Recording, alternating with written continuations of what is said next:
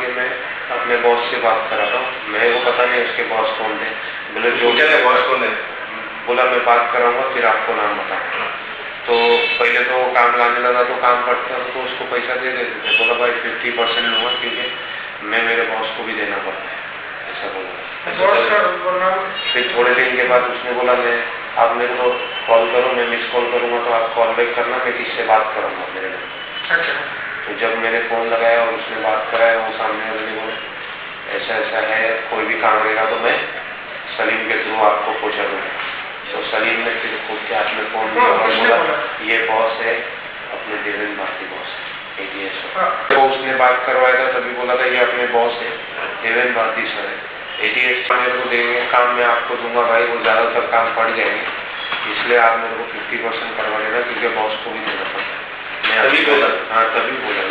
ये इकबालिया बयान है मुंबई की जेल में कैद गैंगस्टर एजाज लकड़ावाला की, जिसे पिछले बरस मुंबई पुलिस ने गिरफ्तार किया था।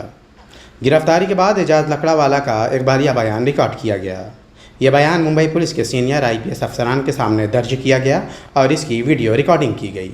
एजाज लकड़ावाले ने अपने बयान में उस वक्त के joint CP law and order Devendra Bharti और अंडरवर्ल्ड के मरासिम का सनसनीखेज इंकशाफ किया। मामला चूंकि एक आला अफसर और हुकूमत के करीबी अफसर से जुड़ा हुआ था, इसलिए उस वक्त के कमिश्नर और जॉइंट CP ने एक रिपोर्ट तैयार की और इस रिपोर्ट को हुकूमत के हवाले कर दिया।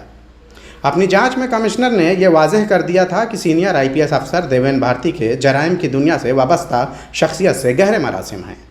मुंबई में एजाज लकड़ावाला ने वसूली की जिन वारदातों को अंजाम दिया उनमें भारती का अहम रोल रहा। ETV भारत के पास इस रिपोर्ट की कॉपी मौजूद है। महकमा पुलिस के आला अफसर और अंडरवर्ल्ड की साठगांठ को लेकर सुबुकदोश SCP राजेंद्र त्रिवेदी ने मौजूदा हुकूमत से इस बात की शिकायत की है कि इनके खिलाफ कानूनी कार्रवाई अब तक क्यों नहीं की गई। इससे पहले भी देवेंद्र भारती पर शीना बोरा कत्ल के मामले में यह इल्ज़ाम आयद किया गया था कि इन्होंने शीना बोरा कत्ल के बाद पीटर मुखर्जी और इंद्रानी को मोबाइल लोकेशन गैर कानूनी तरीके से फराहम किया था। भारती का बयान कोर्ट में दर्ज किया गया था, लेकिन इनके असर और रसूख के चलते जांच एजेंसियों ने इनके खिलाफ आज तक कार्रवाई नहीं की। हमने इस मामले को लेकर देवेंद्र भारती से भी उनका मौक़िफ़ जानने की कोशिश की, लेकिन उन्होंने इस पर किसी तरह का कोई जवाब नहीं दिया। भारती फिलहाल महाराष्ट्र स्टेट सिक्योरिटी कॉरपोरेशन में बतौर ADG तैनात हैं।